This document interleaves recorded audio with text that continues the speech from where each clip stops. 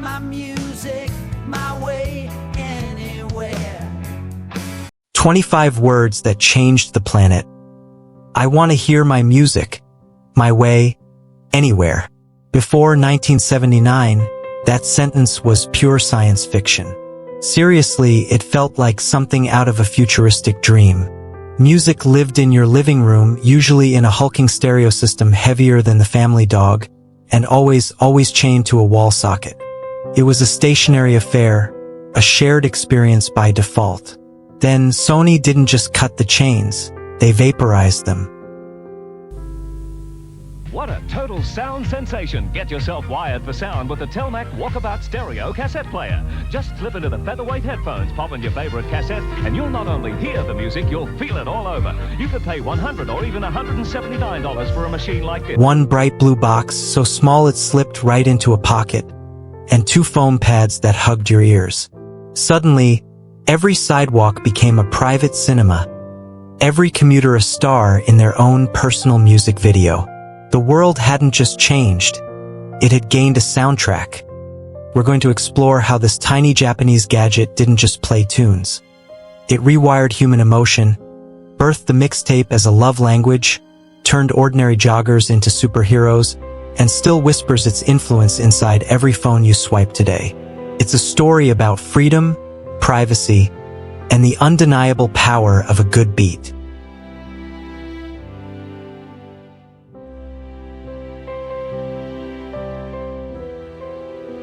Picture 1978.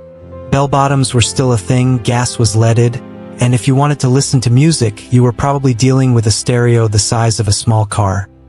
Let's say a Buick. You'd save for months, sometimes even a year, to afford one of these behemoths.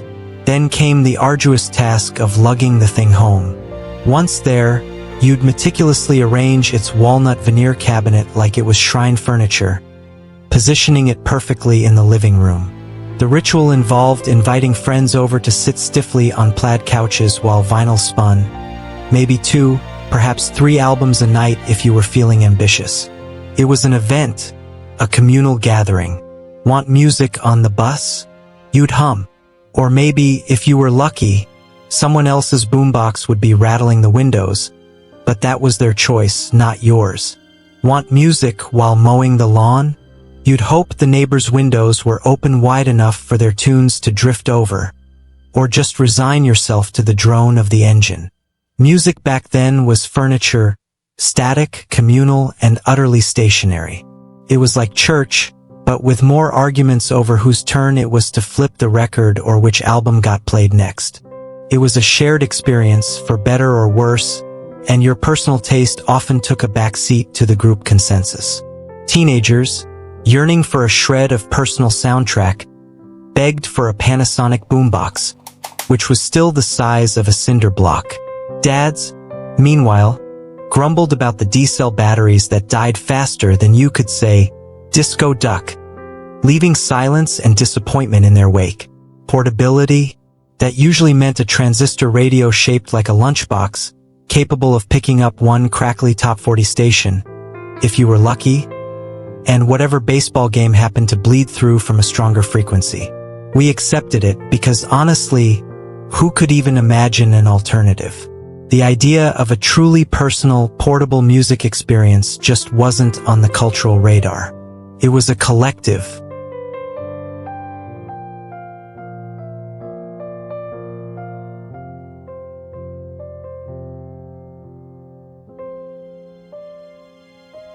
Enter Masaru Ibuka, Sony's soft-spoken, gray-haired co-founder. A brilliant engineer and visionary, he loved opera almost as much as he absolutely detested airplane chatter. He just wanted some peace and quiet, some beautiful music to escape the mundane drone of travel. So, in the spring of '79, Ibuka marched into Sony's engineering lab, a determined glint in his eye, clutching a rather bulky portable cassette recorder called the Pressman. It was designed for journalists, for recording interviews, not for personal listening pleasure. "Modify this," he ordered, with the kind of quiet authority that brooks no argument. "I want to hear Maria Callas on my flight to New York." No microphone, no recording function, just playback. And for heaven's sake, make it stereo. He wasn't asking for a new invention, but a reimagining, a stripping down to the essential core of listening. The engineers, probably used to their eccentric boss, just shrugged. Stripping a pressman down was certainly easier than trying to explain to Mr. Ibuka why they couldn't fulfill such a seemingly simple request. They went to work. They yanked out the microphone preamplifier, soldered in a simple stereo amplifier, popped in a chrome cassette of Collis's soaring vocals, and handed it back, probably expecting him to return it after his trip. Ibuka disappeared behind his headphones, a blissful smile spreading across his face like a schoolboy who'd just gotten away with something. He loved it so much, he conveniently forgot to return the prototype. He had found his personal sanctuary, his escape. Word, as it always does, spread quickly through the company. Akio Morita, Sony's other co-founder and marketing genius, tried the hack-together unit. He walked the bustling streets of Tokyo with it, experiencing his music in a way he never had before, and felt the future smack him squarely in the chest. This wasn't just a gadget. It was a revelation. It was a feeling.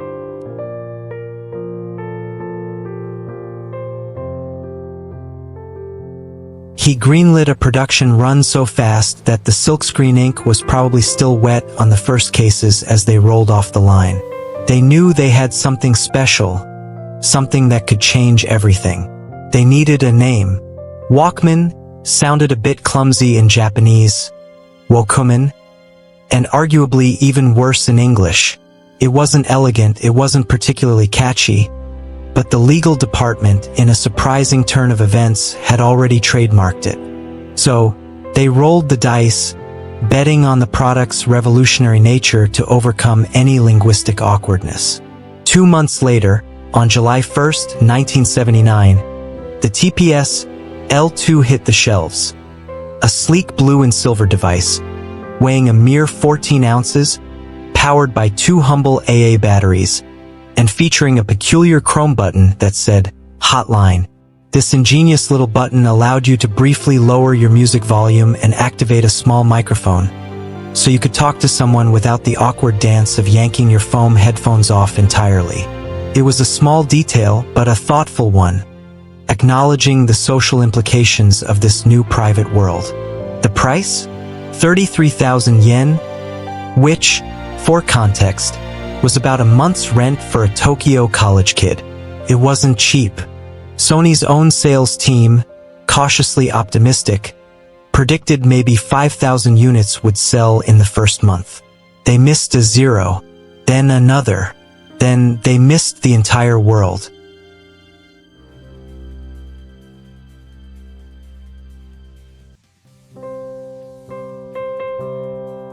July 1st, 1979.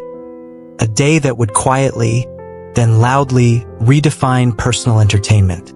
Department store clerks, probably a little bewildered themselves, set out a single demonstration model of the TPS L2 next to a sign that simply read, Portable stereo, please try.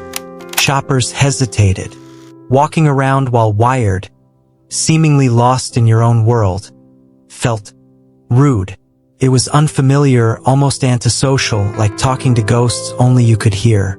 People weren't sure how to react to this new public display of private listening. Then, a few brave teenagers, driven by curiosity and the eternal quest for something new, pressed play. The opening chords of David Bowie's Heroes hissed into their skulls, enveloping them in a soundscape they'd never experienced before outside their living rooms. They froze mid-aisle, utterly captivated, the bustling department store fading into a background hum. One kid, overwhelmed by the sheer intimacy and power of the sound, reportedly burst into tears. Another refused to leave the demonstration area until security gently, but firmly, pried the headphones off. The emotional connection was immediate, profound, and utterly unexpected. This wasn't just music, it was an experience. By closing time that day, The store had sold every single unit. Sony, scrambling to meet demand, dispatched a second shipment, then a third, and then countless more. The initial skepticism quickly evaporated in the face of undeniable public fascination. Journalists initially had a field day mocking the name. Walkman? Sounds like a zombie movie, they quipped. But their snark soon turned to fascination, because every magazine, every newspaper, wanted the same photo. Smiling models roller skating through parks, headphones bigger than their sunglasses perched jauntily on their heads, utterly absorbed in their own worlds. It was a visual shorthand for a new kind of freedom. Within 6 short months, Japanese commuters, ever practical, were wearing them like surgical masks. The Walkman became a polite, yet effective, shield against the crowded realities of subway gropers and the awkwardness of unwanted eye contact. It transformed the impersonal public space into a private sanctuary, a bubble of personal peace. And the impact wasn't just on personal habits. Cassette sales, already popular, vaulted past vinyl in Sony's homeland. Record shops scrambled to stock Maxell XL2S chrome tapes faster than they could sticker them. The demand for blank tapes skyrocketed, fueling a new era of personal curation. The revolution had a pulse, and it was beating at a thrilling 120 beats per minute.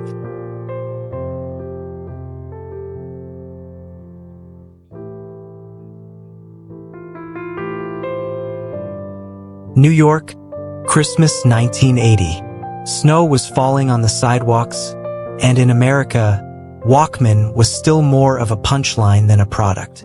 Sony America's PR team knew they had a challenge on their hands. How do you sell something so utterly new, something that defied existing categories to a skeptical public?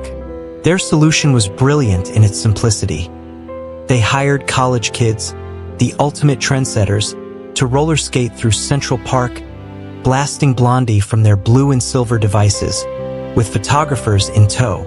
These weren't models, they were real people having real fun, and the message was clear. This is what freedom sounds like. The New York Times, recognizing a cultural moment in the making, ran the photo prominently above the fold with the simple, yet powerful, caption, "Sony Walkman music to go." It was an endorsement that money couldn't buy, signaling that this wasn't just a gadget, but a phenomenon. Bloomingdale's, always quick to spot a hot trend, ordered 10,000 units. They sold out in 2 days. A desperate midnight call was placed to Tokyo. Send everything you've got, even the broken ones. The demand was insatiable, proving that America was ready to embrace this new way of listening. By the spring of '81, the word Walkman had slipped into everyday speech lowercase. It wasn't just a brand name. It was becoming a generic term for any personal stereo. Grandma, perhaps a little confused but eager to join the trend, asked for one of those walking mans for her aerobics class, envisioning a new way to sweat to the oldies. Wall Street brokers, surprisingly, clipped them to their expensive Italian suit belts while jogging at dawn, turning their morning exercise into a power anthem. MTV launched that very summer, and what was one of the VJ's first, most iconic props? Not a guitar, not a microphone, but a Walkman, slung low on the hip like a six-shooter, a symbol of cool and individuality. It cemented its place in youth culture, a must-have accessory for anyone plugged into the pulse of the era. Magazines, ever keen to capture the zeitgeist, declared 1981 the year of the jogger. But every runner knew the real miracle wasn't the newfangled nylon short shorts. It was the foam-covered ear that kept time better than any stopwatch, turning grueling runs into rhythmic journeys. The Walkman didn't just accompany the jogger, it made the jogger.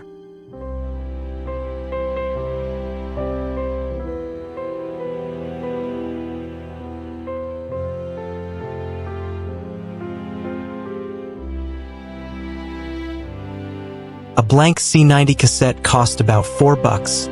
lasted 90 glorious minutes, and held the entire emotional bandwidth of every teenager on Earth.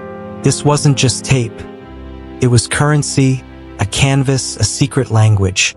Boys quickly learned that Side A, Track 3, carefully chosen, could confess infidelity louder than any whispered apology.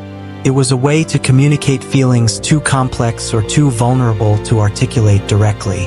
Girls, in turn, discovered that ending a relationship required only 2 perfectly selected songs and 30 seconds of poignant silence to convey the message with devastating clarity.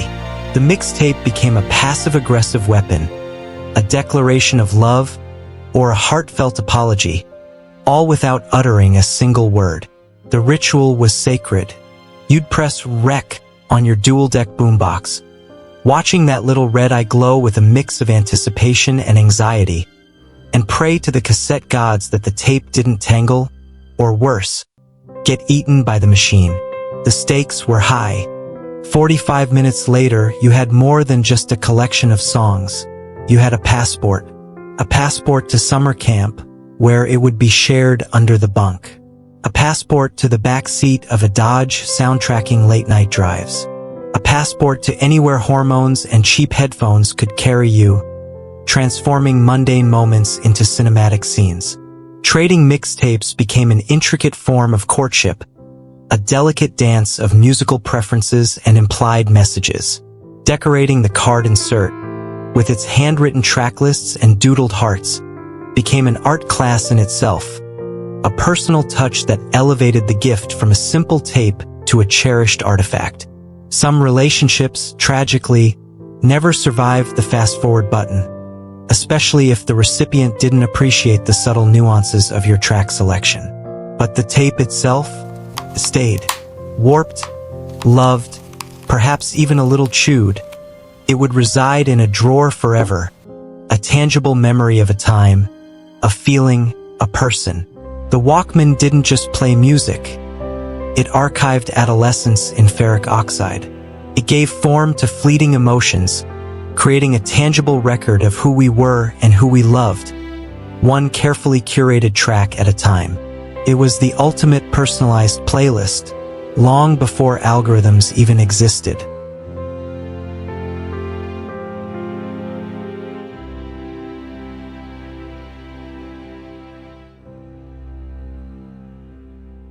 Remember the iconic yellow sports Walkman? It was rugged, water-resistant, rubber-gripped, practically indestructible.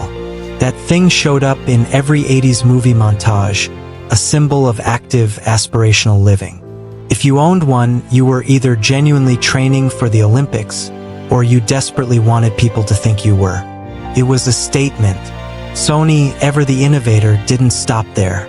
They understood the power of personalization and niche markets. They pumped out over 200 different models, each designed to capture a specific demographic or desire. There was the disco Walkman with flashing LEDs, for those who wanted their music to be a light show.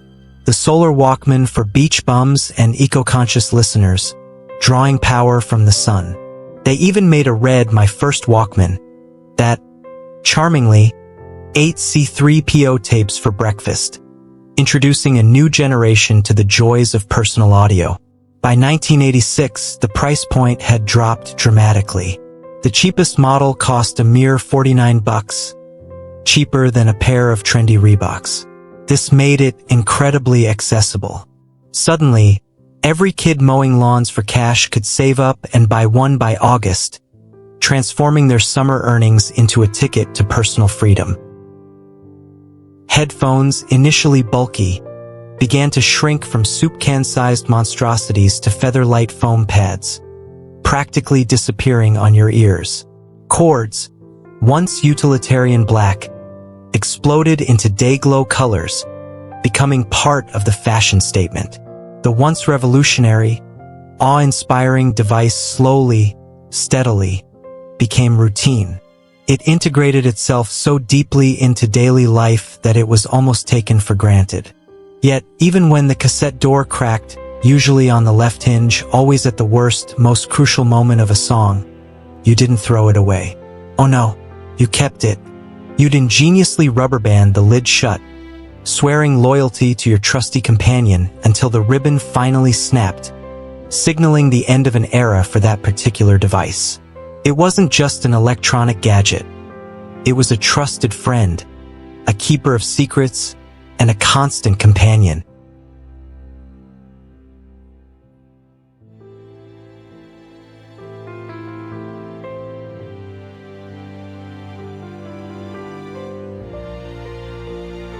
Not everyone, of course, applauded this new era of personal soundtracks.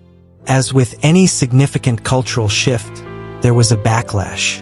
Philosophers ever keen to dissect societal changes wrote lengthy essays with titles like The Walkmanization of the City, accusing users of narcissistic withdrawal, of retreating into their own private worlds at the expense of communal engagement.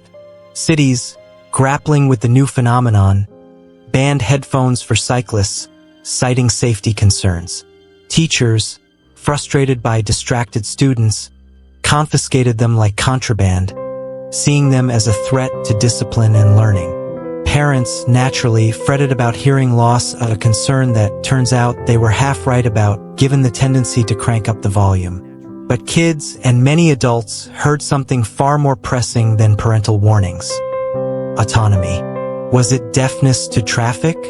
Maybe, sometimes. But it was also deafness to catcalls on the street, to unwanted street harassment, to the incessant nagging of a boss yelling your name on a Saturday shift. The Walkman offered a shield, a boundary, a way to reclaim personal space in an increasingly noisy and demanding world. The critics, in their well-meaning but ultimately misguided concerns, missed the crucial point. The Walkman wasn't about ignoring the world entirely. It was about curating it. It was about choosing what to let in and what to keep out. It was about shaping your environment, rather than being passively shaped by it. For every finger-wagging editorial, for every concerned op-ed, 1,000 commuters simply clipped the device a little tighter, adjusted their headphones, and smiled at the private joke, the personal rhythm, thumping inside their skulls. They were living their own movie, and they were the only ones who knew the soundtrack.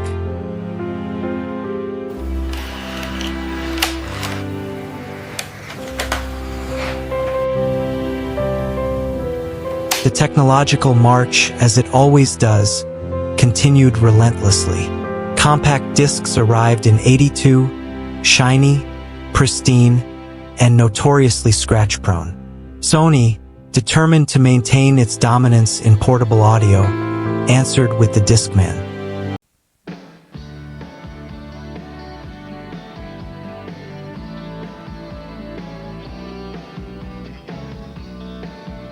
It was a revolutionary concept, but in practice it was often a brick that skipped if you so much as sneezed, making jogging with it a perilous endeavor.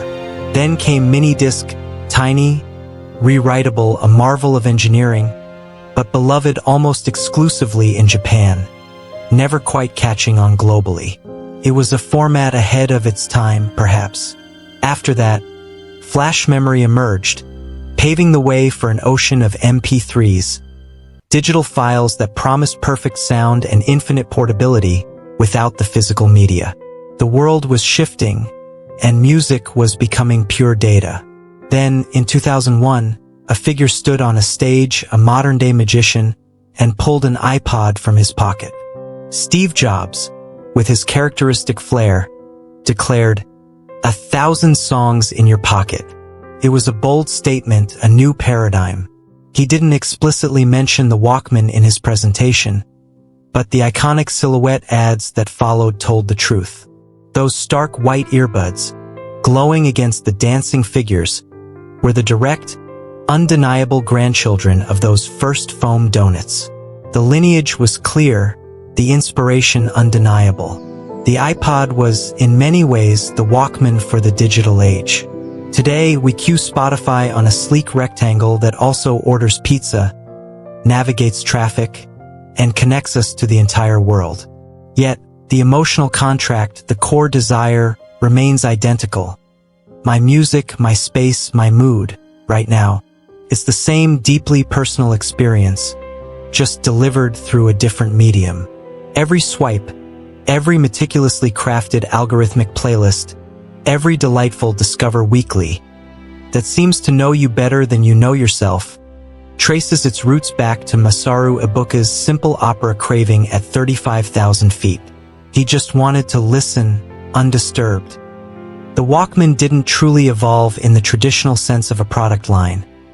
It dissolved, its fundamental concept integrating itself into the very bloodstream of every device we touch.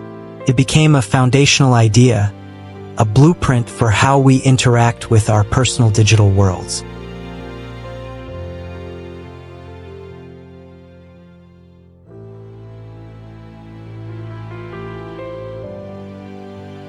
We live in bubbles of our own making now. AirPods seamlessly seal us off from the world. Noise-canceling headsets turn mundane grocery runs into cinematic interludes, complete with our own curated soundtracks. We've perfected the art of personal sonic isolation. Algorithms guess our tastes faster and often more accurately than our closest friends ever could. They serve up music we didn't even know we needed.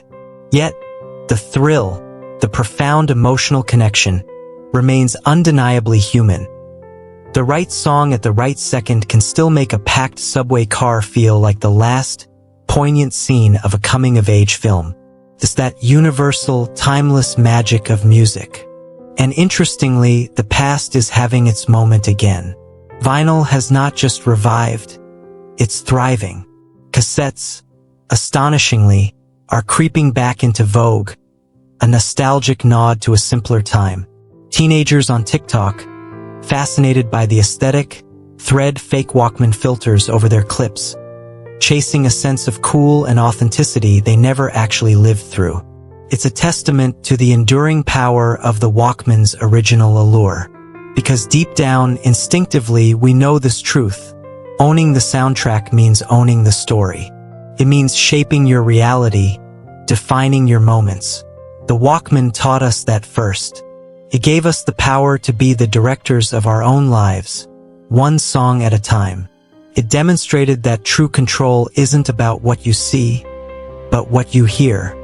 If this little blue box, or any of its descendants, ever rode shotgun in your life, if it soundtracked your first crush, your toughest workout, or your most epic daydream, drop a comment below.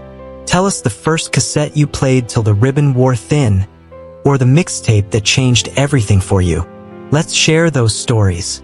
And if you want more deep dives into the tech that secretly shaped us, the gadgets that became more than just tools, hit that subscribe button. Share this video with the friend who once made you the greatest mixtape of all time. Let's keep the tape rolling. 45 years ago, Sony didn't just sell the world a gadget. They sold us a plastic promise. Take your music, take your space, take yourself seriously. They offered us a new kind of freedom, a personal revolution in a compact package. And we accepted, millions of us, eagerly strapping foam to our ears and strutting like extras in a music video only we could hear. The Walkman didn't just change music. It changed time itself, turning mundane commutes into soaring choruses, transforming tedious errands into reflective verses, and even reshaping heartbreaks into B-sides we could flip and re-listen to when the tears finally dried. It made life feel more cinematic. Today, our phones hold every song ever sung, an entire universe of sound at our fingertips. Yet, the feeling, the core emotional connection, is precisely the same. Press play and the world bends to your rhythm. It's a direct echo of that initial transformative experience. So, next time you slide those tiny buds into place, remember the chunky ancestor that started it all, that little blue box that taught us the most powerful button on earth isn't record, isn't share, it's simply play. It's the button that unlocks your world.